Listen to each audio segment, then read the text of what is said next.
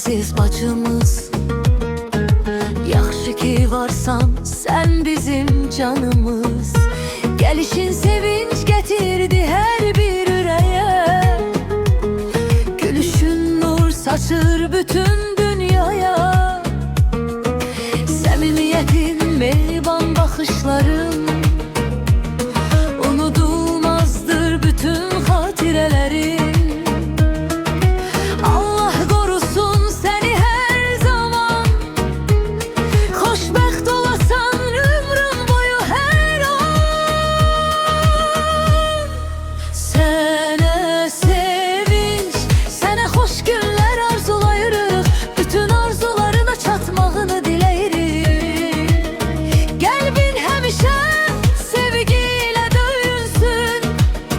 Üzündə təbəssüm heç vaxt sönməsin.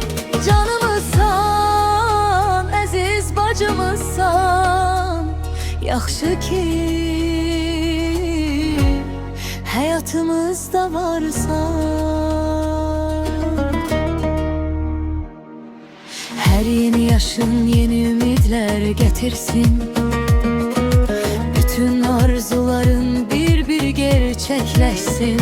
Yolların açık, kısmetin güzel olsun. Her adımında uğur seninle olsun. Ailenle, dostlarınla daim birlikte. Geçsin ömrün sevinci ve saadet içinde. Kalbine hiç vaxt keder dokunmasın.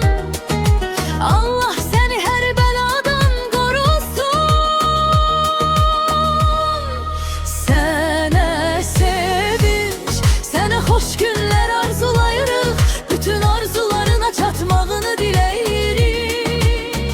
Qəlbin həmişə sevgiyle döyünsün. Üzündə təbəssüm heç vaxt sönməsin. Canımızsan, əziz bacımızsan. Yaxşı ki həyatımızda varsan. Bugün senin günündür Zema sevin üreyden. Koy xoşbəxtlik heç ayrılmasın senden. Neçə belə gözəl yaşlara çatasan. Her zaman sağlam xoşbəxt